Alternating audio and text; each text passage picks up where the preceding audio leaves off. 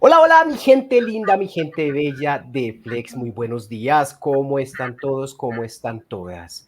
Una vez más, en un podcast, hablando de muchísimas cosas.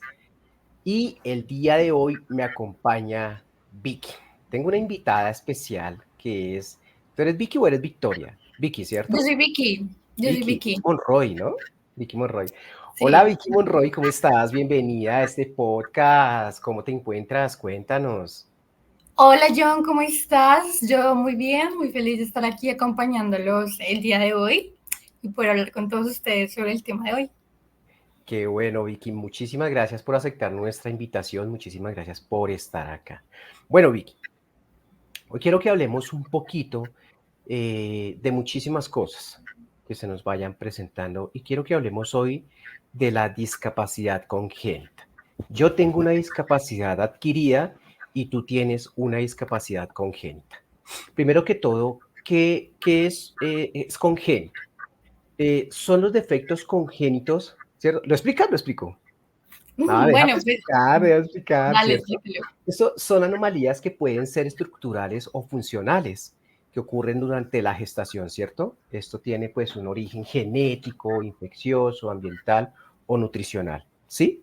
¿Es correcto? Es Sí, decir, básicamente las enfermedades congénitas son genéticas. ajá, Es decir, que, bueno, no siempre son genéticas en el sentido de que se las heredas a tu familia o a tus padres, ajá. sino que puede ser una mutación que se genera justamente en el momento de tu formación en el vientre o simplemente una mutación que tu cuerpo tiene y se desarrolla en algún momento de tu vida, pero es una enfermedad con la que ya tienes, o sea, no es un accidente o no es algo que tú adquieres por otra condición diferente, sino que ya tu cuerpo la tiene y luego la desarrollas. Es algo con lo que se nace, podemos decir que esto se adquiere desde el vientre de la madre, ¿cierto? Siendo feto, siendo bebé. Sí, no, porque hay muchas enfermedades congénitas que no se desarrollan en el nacimiento, Ok. sino se desarrollan en el crecimiento o a lo largo de la vida. Pero generalmente suelen ser las primeras etapas de la infancia donde pues estas se desarrollan. Esto puede ser estructural, ¿no? Y puede ser tanto en el exterior como en la cabeza, en el cuello, la columna, el tronco, los Sí, genitales, claro, en cualquier parte del cuerpo, porque extremidades, es que sí, de hecho, lo genético pues viene siendo obviamente que está en tu sangre, ¿no? En tus genes. inclusive metabólico, ¿no? Sí, pero no tanto el tema metabólico, es el tema de cómo puede afectar tu funcionalidad o movilidad Ajá. de mil formas, porque digamos en mi caso, para los que no me conocen, yo tengo Charcot-Marie-Tooth, que es una neuropatía degenerativa y progresiva. Repítelo, que eso siempre que no lo mencionas nos genera como ese acercamiento de oído, como esa cara también así. Tienes Sí, que como que es. charco, Charcot-Marie-Tooth. ok, Charcot-Marie-Tooth. Ese es el nombre de mi ok. patología. Cuéntanos un poco de ello, Vicky. Sí, es una neuropatía degenerativa y progresiva. Hace parte de las enfermedades huérfanas o raras. No tiene cura. Entonces, digamos que mi patología en especial es genética, pero eso no quiere decir que mi familia la tiene. De hecho, nadie en mi familia la tiene. Y además de eso, en mi caso se desarrolla cuando yo tengo 1 año, 2 años de edad, que es cuando empiezo a caminar y mis papás empiezan a ver que yo tengo un problema de marcha. Y ahí empieza todo el tratamiento médico. Pero conozco mucha gente con mi patología que se le desarrolla en la adolescencia, cuando tienen 13, 14 años. Ah, ok. Y hay otras personas que se le desarrolla a partir de los 40 o 50 años. Entonces hay diferentes tipos de Charcot con los cuales nacen, porque es algo que vienen en ellos desde su construcción en el vientre, pero no saben hasta el momento que se desarrolla la enfermedad. Básicamente es así, digamos que lo mío es neurológico, es decir, que es de la parte nerviosa, el sistema nervioso. Ujú. Hay otras patologías que no son de la parte nerviosa, sino que afecta otra parte del cuerpo, que son autoinmunes. O sea, hay millones de patologías que se pueden desarrollar. Aquí hay algo importante, Vic, lo que nos comentas, y es eso, que el que sea congénito no significa que venga desde el vientre, sino que también se puede tener durante el desarrollo de la edad, de la vida, ¿cierto? Yo Sí, lo he mencionado varias veces y es que una discapacidad es una condición que puede adquirir cualquier persona en cualquier momento de su vida. Entonces podríamos decir que podría ser adquirida o congénita, ¿cierto? Acá hay algo sí, claro. puntual. Es Porque que depende, porque digamos que yo tengo una discapacidad con la que nací, digámoslo así. sí, Pero hay muchas personas que tienen mi enfermedad y no se consideran personas con discapacidad porque aunque la enfermedad les genera una limitación, es muy leve. Entonces, una limitación como por ejemplo pie caído. Entonces, el pie caído es que tú arrastras el pie cuando caminas, pero ajá, con una férula o TP ya tú puedes controlar la marcha y te permite caminar bien. Entonces, como que si tienes una limitación y un problema, pero no te consideras como persona con discapacidad en cuanto a los condicionales de, por ejemplo, tener una ayuda técnica como una silla de ruedas. Hay personas que, por ejemplo, tienen enfermedades huérfanas que son respiratorias. Entonces, el tema sí, respiran un porcentaje muy bajo del aire y eso le genera otros problemas en el cuerpo, pero sin embargo son personas que tienen una vida común y corriente, que son las llamadas también las discapacidades invisibles, ¿no? ajá, Que ok, no ves, porque no son visibles. Y hay muchísima gente que tiene eso como el cáncer. Digamos, hay personas que tú puedes ver que tiene diabetes o otras patologías, pero no son visibles porque no tienen una ayuda técnica o no son como tan limitantes. Pero ok, son fuertes. Digamos, un cáncer es súper fuerte. ok, bueno. Como yo te comentaba al inicio, yo tengo una discapacidad adquirida, yo adquirí una discapacidad por un accidente y yo tengo una discapacidad múltiple. Soy usuario de silla de ruedas, tengo lesión medular y también tengo sordera completa en el lado izquierdo. Esto es auditivo, entonces cuando existen más de dos condiciones, pues se identifica como discapacidad múltiple. Poderme desarrollar en el mundo, pues esto ha requerido que tenga que reaprender a hacer muchísimas cosas. También han sido procesos de depresión y infinidad de cosas. Cuéntanos, Vicky, ¿cómo ha sido tu vida hasta hoy eh, al tener esta condición? ¿Cómo es la vida de tu persona cuidadora hasta hoy? ¿Cuáles han sido los obstáculos? ¿Cuáles han sido los limitantes? Pero vamos por punto. Cuéntanos cómo ha sido tu vida hasta hoy. ¿Cómo fue el desarrollo de tu vida desde ese añito hasta hoy? Mira que yo vine a comprender mi discapacidad muy grande. Ya cuando tenía, La no sé, aceptación, ¿sí? no aceptación. Yo siempre fui muy consciente que tenía una discapacidad, pero Ok, nunca me fui vista como una persona con discapacidad en el sentido de que nunca me trataron diferente, ni mi familia, ni en el colegio, ni la sociedad, nadie. súper. Eso es bueno. Yo estudié en un colegio público con niños común y corriente, en un colegio que era accesible porque tenía rampas, Súper. pero sin embargo yo siempre tuve mi grupo de amigas, hacía las actividades con mis compañeros, digamos que lo único diferente de pronto era la clase de educación física, que claramente no podía salir a correr con ellos. Mis primeras etapas como de vida fueron un poco difíciles en el sentido del tratamiento médico porque yo tengo 36 cirugías, donde la mayoría fueron entre el primer año y mis 14 años. 36 cirugías. Sí, Tienes entonces treinta y claro, seis cirugías. sí, yo me la pasaba constantemente en el médico.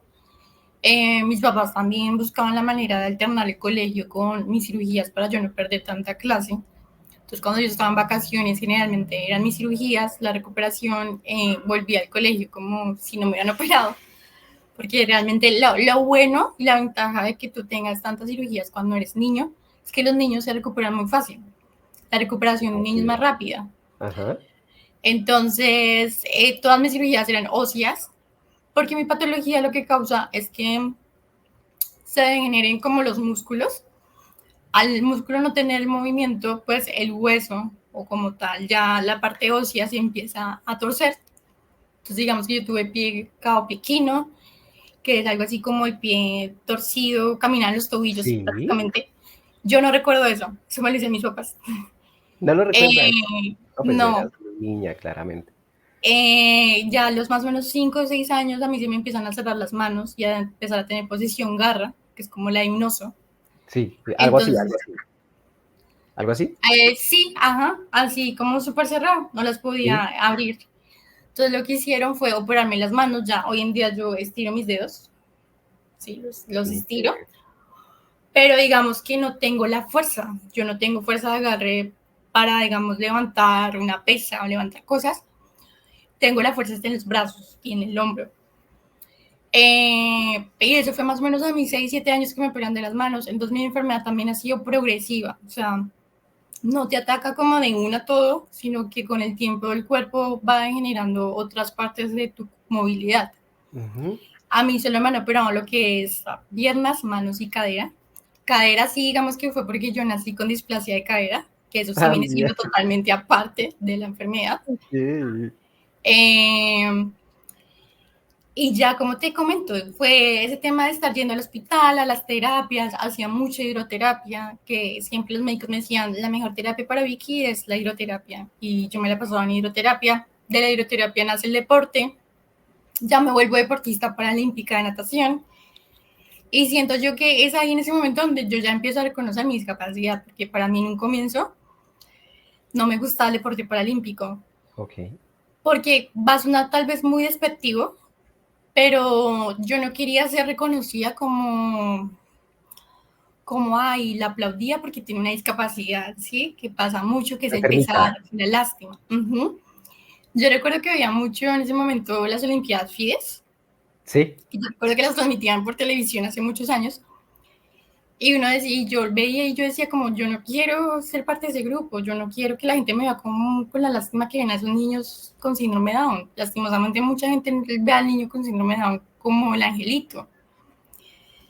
Y ya cuando siento el deporte paralímpico me doy cuenta de que no, realmente es un prejuicio de la sociedad, la mirada que hay hacia la discapacidad, pero como tal el deporte paralímpico es como cualquier otro deporte que te exige disciplina. Eh, ¿A qué edad empiezas a hacer este tipo de deporte? yo empiezo a los 11 años, pero digamos que a los Bueno, 11 años, o sea, como te ujú. digo, yo hacía hidroterapia como desde, no sé, los 3 4 años. Sí. O sea, yo nadaba desde muy pequeña, pero pues hidroterapia es terapia, no es deporte. Y ya deporte se vuelve a los 11 años buscando una hidroterapia, ¿no? Entonces como una cosa me lleva a la otra. A la otra. Y ya a los 13 12 años ya yo estaba en Selección Colombia representando el país en juegos internacionales. Entonces fue un proceso muy rápido, digamos que logré escalar muy rápido en el deporte, pero también fue algo que me ayudó a ser la persona que hoy en día soy, que es independiente, autónoma, porque yo dependía mucho de mis padres, porque eran muy sobreprotectores, entonces ellos eran quienes me ayudaban a vestir, a bañar, Hacer todo.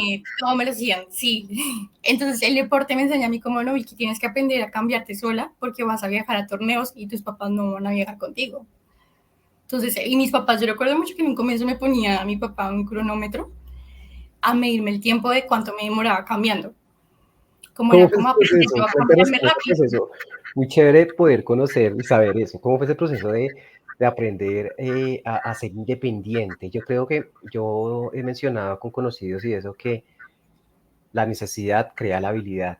Yo siempre lo he dicho. Cuéntanos un poquito cómo fue ese proceso de empezar a cambiarte. Ahí es donde te interrumpí en el tema del cronómetro de tu papá. Cuéntanos, eso suena Sí, buenísimo. mira, al comienzo fue duro porque, como yo te decía en un comienzo, a mí siempre me trataron como cualquier otra niña.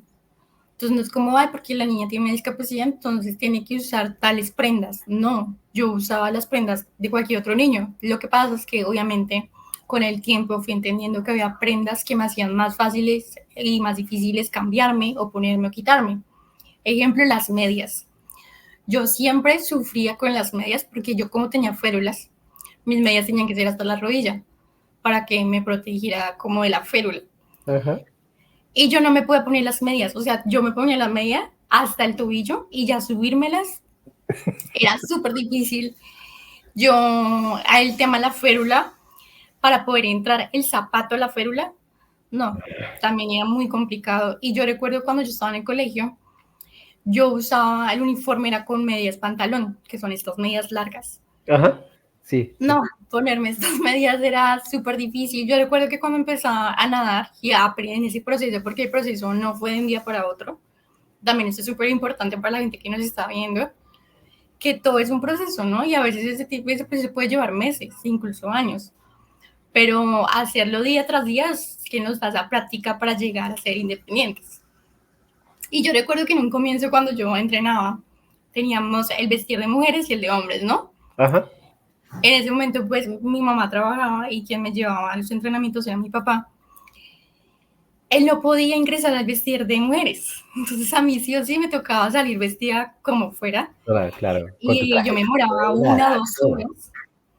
Yo me demoraba mucho tiempo tratando de vestirme, porque claro, yo salía del colegio, iba a entrenar, entonces yo llegaba era con el uniforme y tenía que salir pues con el uniforme, entonces era otra vez ponerme la jardinera, las medias, todo el uniforme y era súper difícil. Entonces yo siempre buscaba apoyo de las otras mamás, de las mamás de otras niñas que estaban Ajá. allá, de pronto la persona que cuidaba las maletas, la señora del vestir, y si no, ya lo último, yo salía sin las medias y afuera mi papá me ayudaba a terminar de vestir. Ya luego con el tiempo, yo entendí que para mí era más fácil en vez de usar medias largas, usar medias tobilleras o usar más bien una sudadera que no tenga botones, sino que sea de caucho, Ajá. igual con los jeans o los pantalones. O sea, fue un proceso de darme cuenta qué prendas me facilitaban a mí los cambios y qué otras no. Hoy en día sé, por ejemplo, que con los jeans me cuesta mucho abrocharlos, entonces siempre compro un jean un poquito más ancho, más grande para yo poderlo apuntar, o tengo una correa. Aprendí los zapatos porque el tema de los zapatos era súper difícil porque como yo tenía OTP, tiene que ser zapatos totalmente planos, no puede tener ni un poquito de De curva. plataforma, Claro. Ajá.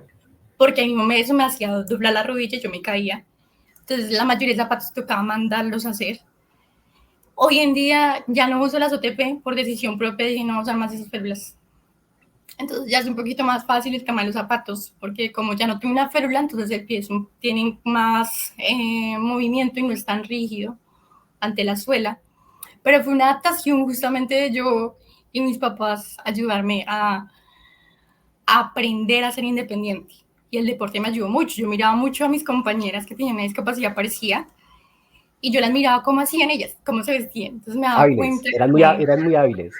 sí, claro, porque yo tenía una compañera que tenía mi misma patología, pero ella tenía más movilidad. O sea, yo no sé por qué, o sea, yo en sí tenía más movilidad que ella porque yo me paraba, pero ya no caminaba. Y sin embargo, ella se vestía más rápido. Entonces yo decía, o sea, yo la analizaba a veces cómo ella hacía y eso me ayudó a entender un poquito de, ok, si yo veo ¿Nunca que le ella se pone preguntaste? las medias. Dime. ¿Nunca le preguntaste? ¿Nunca le dijiste? Sí, obvio, Vamos a uno le llamarla pregunta. Sofía. Ven, Sí, Sofía. obvio. ¿Sí? Uno le pregunta, uno pregunta, oye, uno dice como, ven, ¿tú cómo haces tal cosa? O sea, entre nosotros a veces nos compartimos y nos damos como consejos. Ella me decía, no, mira, yo subo la pierna y la apoyo en tal lugar y eso me ayuda. Y yo como, ah, sí, yo no había pensado que podía hacer eso.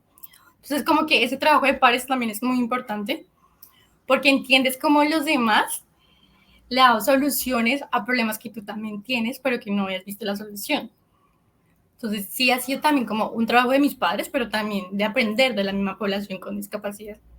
Aquí es importante entender, Vicky, que muchísimas personas en la sociedad, que haya dos personas en silla de ruedas no significa que tengan la misma condición o que sean iguales o que tengan las mismas habilidades. Todos absolutamente tenemos habilidades excepcionales, pero que estemos en una silla de ruedas no significa que todos seamos iguales, ¿no? Sí, Posiblemente lo que te pasó a ti, y es eso. Mira, Vicky, puedes subir el pie acá. Ay, ¿yo puedo subir el pie ahí? Sí, mira, tú puedes subir la mano hasta acá. Ay, ¿yo puedo? Entonces, a veces eso también como que ayuda. Yo creo que también esto ayuda muchísimo para podernos apoyar de otras personas. Pues te lo digo a término personal, cuando yo adquirí esta discapacidad, a mí me da vergüenza. me da vergüenza que me vieran así, a mí me da vergüenza preguntar, a mí me da vergüenza hacer muchísimas cosas. Pero entonces también llega un proceso, es ese proceso larguísimo, larguísimo, donde tú dices, no puedo solo, no puedo solo, tengo que apoyarme en algunas personas, tengo que aceptar también esa ayuda, tengo que aprender a pedir esa ayuda, también tengo que, porque eso me va a ayudar a ser independiente, eso me va a ayudar a ser hábil, eso me va a ayudar a hacer muchísimas cosas. Y que hoy por hoy, pues hay muchísimas personas que de pronto no tienen esa habilidad ni ese conocimiento, porque tal vez falta eso, tal vez falta salir, tal vez falta hablar, por más vergonzosa que sea la situación, por más difícil que uno considere la pregunta, yo creo que uno debería como relajarse, ¿cierto? Relajarse y preguntar. Venga, le preguntamos a esta vieja cómo hace, venga, le preguntamos a este man cómo hace, miremos a ese man cómo hace, ¿cierto? Yo creo que eso debería Claro. influir muchísimo en la discapacidad. Vicky, para mí la sociedad, el mundo, ha tenido muchos obstáculos, obstáculos sociales, obstáculos estructurales. ¿Cómo han sido para ti? Yo vengo de 8 años con esta discapacidad. Tú vienes de toda la vida. ¿Cómo ha sido para ti este tema de obstáculos sociales, estructurales? ¿Cómo ha sido para ti? Tú usas silla de ruedas, ¿no, Vic? Sí, Voy a aclararte. sí, pero Ya. ¿Tú caminas? digamos que aquí es importante también lo que te contaba de que mi discapacidad, o mi enfermedad, es degenerativa y progresiva. Es decir, que yo no toda la vida estuve en silla de ruedas. Yo la silla de ruedas la vine a usar a los 12 años, 12, 13 años. Y eso porque fue obligada, porque yo tuve una caída justamente en el colegio, me esguince una pierna. Ay, Y yo tenía una semana después tenía un torneo justamente de natación. Yo al comienzo cuando iba a nadar, yo iba caminando. Obviamente yo caminaba con apoyo, entonces siempre con alguien que me diera la mano. Así también caminaba en el colegio con mis amigas. Tenía una amiga en la mano derecha y la otra en la mano izquierda y con ellas me movía para todo lado. Eh, pero que esta silla de ruedas que te digo que vine a usar, recuerdo mucho que era una silla hospitalaria horrible. La tuve que usar justamente por ese accidente que tuve y porque tenía un torneo y tenía que ir sola. Entonces el entrenador me dijo como, vaya en silla de ruedas, tienes que llegar en porque no silla. podía caminar. Entonces, claro, yo voy en ese momento en silla de ruedas, me hacen una clasificación de natación y el entrenador me dice como, no vas a caminar, o sea, como que hagamos que tú no caminas o que no mueves las piernas porque te van a subir de categoría. Pero es que era verdad, o sea, yo nadando no muevo las piernas. Pero el simple hecho de que a ti te vean caminando, los clasificadores van a decir, ah, pero si tú trabajas las piernas, Camina, puedes tener claro, te movilidad. suben. El simple hecho, o bueno, lo mío es que simplemente así yo trabajo en mis piernas, como mi enfermedad y mi patología lo que hace es que los nervios no mandan la información al músculo, pues el músculo se trabaja muy poquito. Por más que yo le haga todo el trabajo que quiera, el músculo no va a crecer, se va a mantener. Entonces, cuando yo nado, claro, puedo mover las piernas, pero eso no quiere decir que yo avance. De hecho, no avanzo en absoluto. Al contrario, cuando yo nado y muevo las piernas, eso me detiene más. Por eso yo cuando nado no muevo las piernas. Y después, en los torneos me vine dando cuenta, justamente porque tenía la compañera que te comento que tenía la misma patología que yo, que tenía una silla scooter, que ella era súper independiente con esa silla. Yo con la silla hospitalaria que tenía no era nada independiente. Entonces mi papá en esa búsqueda dice como, no, ella necesita una silla igual que la que tiene la compañera, que es una silla Compañera, eléctrica claro. scooter. A partir de esa silla, que la conseguimos por la EPS, yo me vuelvo independiente. Independiente en el colegio, ya no dependía de mis amigas. Independiente para poder ir al entrenamiento sola, para poder viajar sin ningún problema a los torneos, pero empiezo a encontrarme con todas estas barreras que yo antes no veía, porque yo antes podía caminar.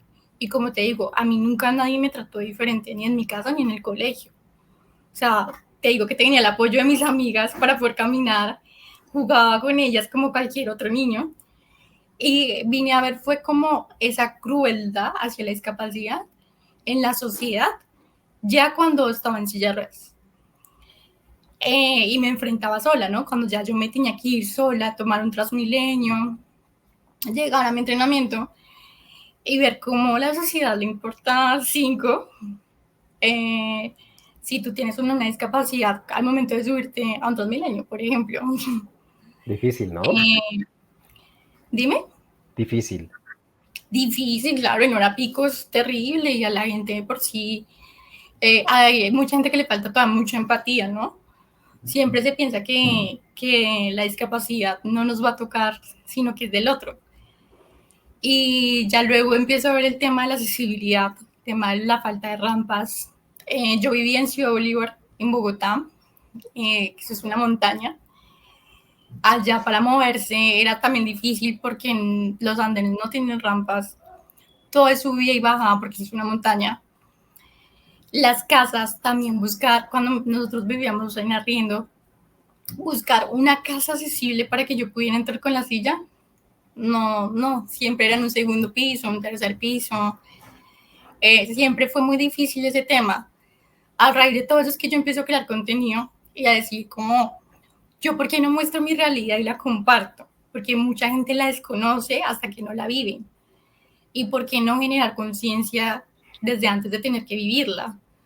Porque es muy común que encuentro mucha gente que me dice como, sí, es que yo estuve unos días en muletas porque me fracturé una pierna y me di cuenta lo que era tener una discapacidad, pero pues ya hoy en día estoy bien y respeto los espacios. Y yo como, qué bueno, aprendiste, pero qué bueno sería que todos aprendieran sin tener que pasar por una limitación temporal, ¿no?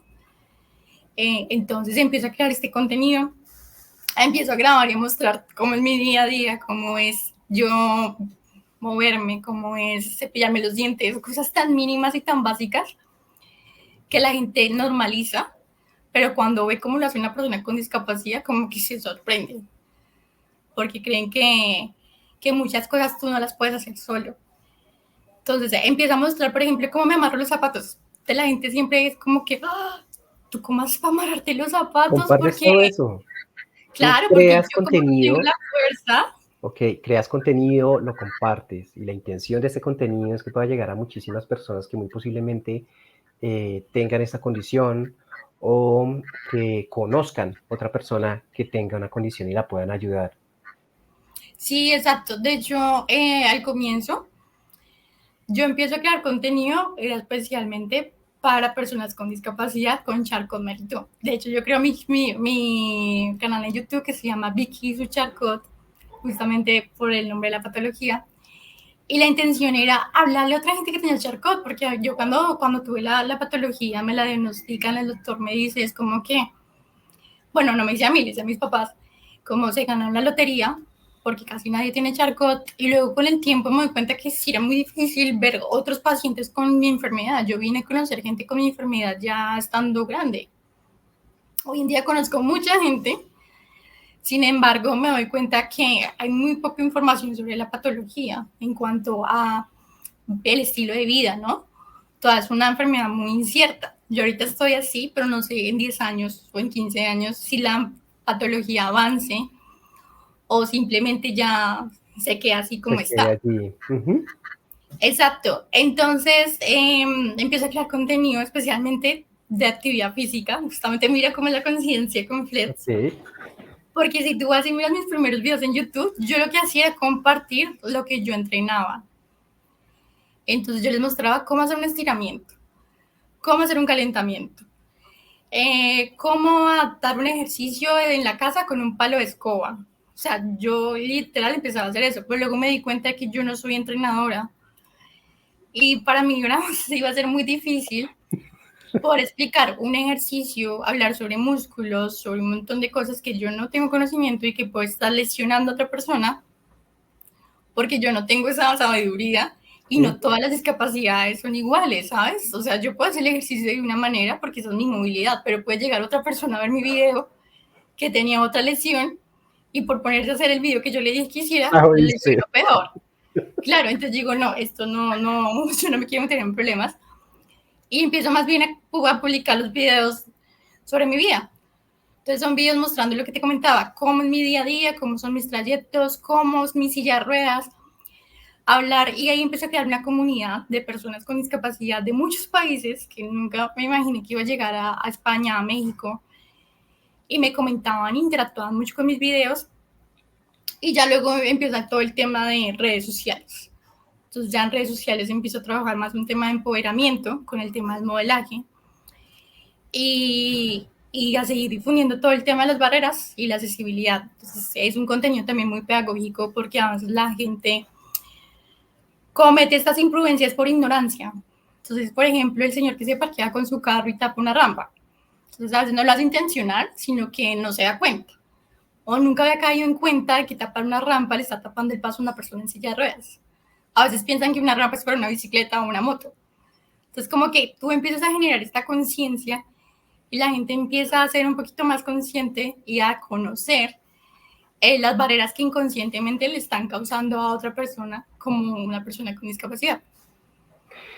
Ya que lo que dices es muy importante y yo considero que, bueno, soy culpable, creo que todo porque cuando yo era caminante, nunca me detenía a pensar eso, nunca me detenía a pensar esta persona en silla de ruedas, cómo hará, hasta dónde irá, y yo los veía rodar, yo los veía rodar.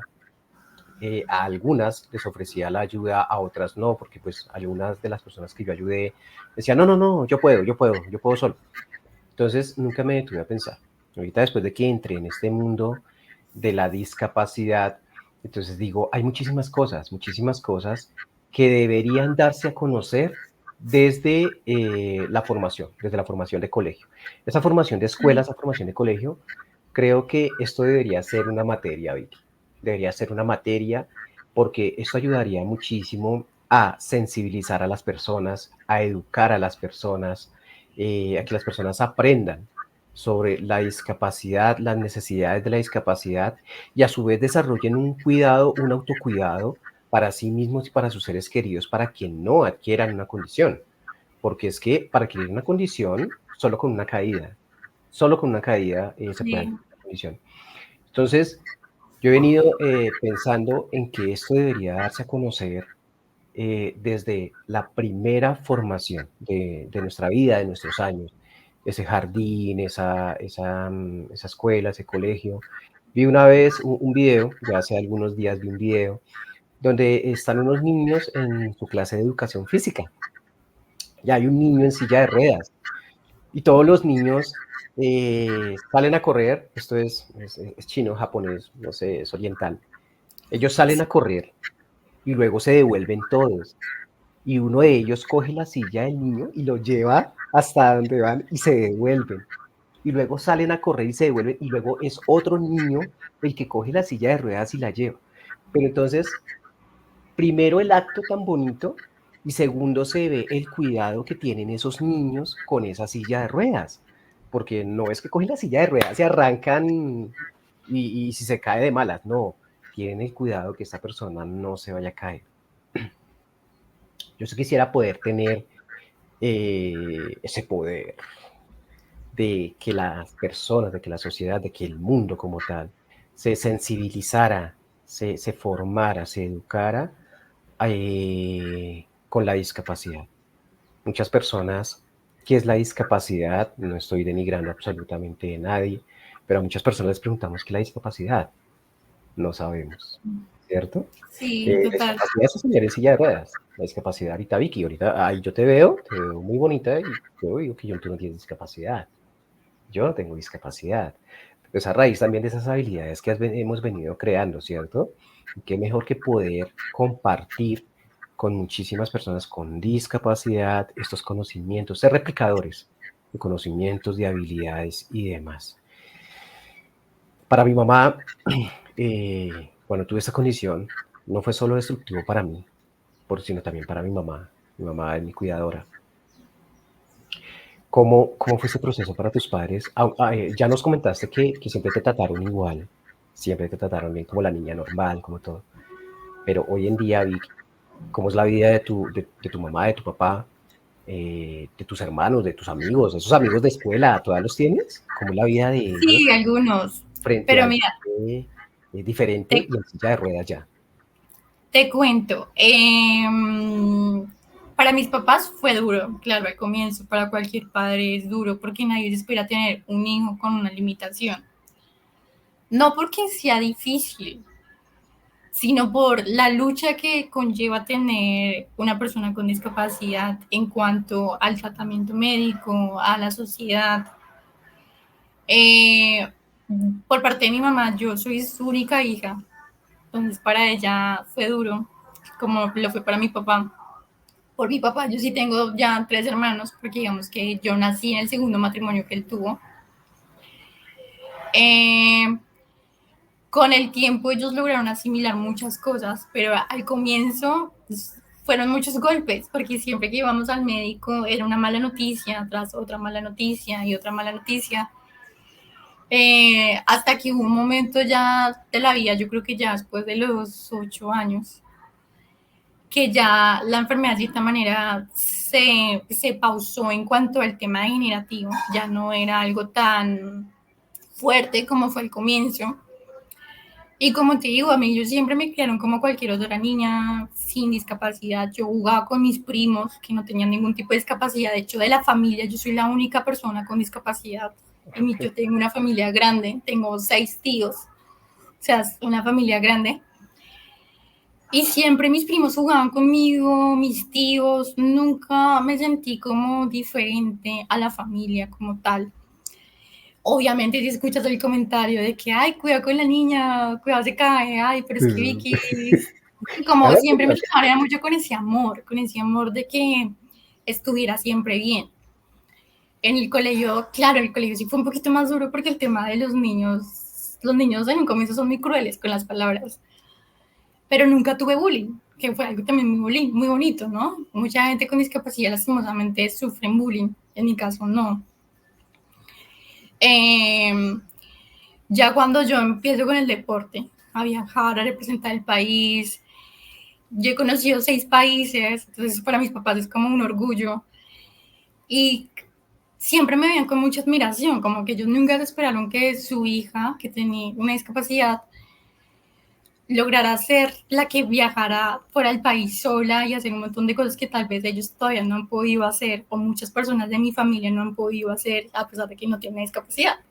Entonces ahí es cuando ellos empiezan a ver el tema de que mi discapacidad nunca fue una limitante, ¿sí? Eh, yo aprendí a ser muy independiente, a hacer un montón de cosas. Cuando empecé con el tema del modelaje, también había siempre una admiración muy bonita. Mis papás siempre han estado presentes en lo que han podido. Hoy en día ellos están separados, pero a pesar de que no viven los dos conmigo, yo ahora vivo con mi mamá, pero antes vivía con mi papá. Entonces yo también trato de turnarme para compartir con los dos, porque los dos me aman y me quieren mucho, y creo que yo hoy día soy una niña consentida por todo el amor que ellos me dieron. El tema por ejemplo, estar en la universidad también es un orgullo, porque muchas de las cosas que yo he conseguido han sido por mi cuenta. Yo estudio becada porque yo conseguí la beca, porque en ese momento mis papás no tenían los recursos económicos y yo decía, yo quiero estudiar, y si yo misma no busco mi beca, pues no, nadie más lo va a hacer. Y ahorita ya estoy a punto de graduarme. El año antepasado estuve representando a Colombia en un reinado internacional para mujeres en silla de ruedas. El tema de las redes sociales me ha llevado a dar muchas charlas, conferencias a nivel nacional, internacional, trabajar con diferentes marcas. Entonces para mis papás es como la admiración de que todo lo que yo hoy en día he logrado, claro, ha sido, ellos han sido mi bastón y mi apoyo también, pero lo he conseguido solita. Entonces para ellos ha sido una admiración de, wow, criamos una niña fuerte, valiente, luchadora, que sale adelante, y hoy en día ellos me lo dicen, como a mí ya no me preocupa saber que si de aquí a mañana yo me muero, usted va a estar mal, porque yo sé que usted es una dura que va a salir adelante, y me lo ha demostrado y ya me lo han dicho, y cuando me dicen eso es como me ablandan el corazón un poquito. Pero sí ha sido el tema de que ellos siempre me han apoyado en todo, ellos nunca me han dicho no en algo. Cuando yo estaba en el colegio en mi adolescencia, yo salía a cine con mis compañeros, yo me iba de fiesta con ellos, yo salía a comer helado, y mi papá siempre era como que tenga cuidado, siempre le va a hacer miedito, pero nunca me limitaban. hoy en día veo muchos padres que limitan a sus hijos con discapacidad por la discapacidad. Es como que, ay, no, pero ¿cómo vas a salir? Ay, no, pero qué miedo. No, yo digo que uno mismo tiene que encontrarse y explorar. Porque si tú no exploras el mundo y no sales a conocer el mundo, ¿cómo te lo vas a comer? Y hoy en día yo pues si yo me comí el mundo, hasta me falta comerme un montón de cosas más. Pero lo que yo he podido hacer ha sido porque mis papás tuvieron la oportunidad de explorarlo y me apoyaron, me acompañaron y nunca me limitaron. Y hoy en día sigue siendo igual. Y eso ha sido muy bonito porque siempre han estado ahí, pero sin cohibirme. Qué bueno. Mira que me acabas de dar una idea, y es poder organizar un encuentro con una madre cuidadora, una madre y un padre cuidador, porque esas personas son ese pilar, ¿cierto? Son ese pilar que siempre están ahí, siempre están ahí, siempre están ahí, pero también lo hacen de una manera muy bonita, muy buena, pero también llegan a un exceso que está la sobreprotección, ¿no? Y esta sobreprotección, pues muchas veces impide que nosotras las personas con discapacidad o la persona que tengan a su cargo no pueda desarrollarse, no pueda desarrollar habilidades, no pueda ser independiente, no pueda hacer muchísimas cosas que puede hacer. Entonces, Claro.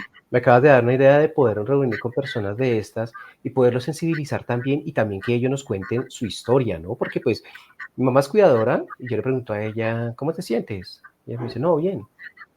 ¿Qué pasa? Cuéntame. No, no, nada. Como vivimos los dos y como yo sé que ella me cuida y ella me cuida ahora, pues hay muchísimas cosas que se obvian, ¿no? Entonces, así le pasará a muchísimas personas y qué bueno podernos reunir con este. Lo voy a hacer, lo voy a hacer. Y que el día de hoy hemos hablado un poquito de lo que es la discapacidad congénita. Ya más adelante les contaré lo que es la discapacidad adquirida, que es por accidente, por caídas y vainas y más. Y creo que nos has educado el día de hoy. Nos has educado y nos has dado un ejemplo de cómo tener una vida normal, por así decirlo, cómo desarrollarnos, cómo ser hábiles en la vida y para el mundo, independientemente de la discapacidad, independientemente de la condición.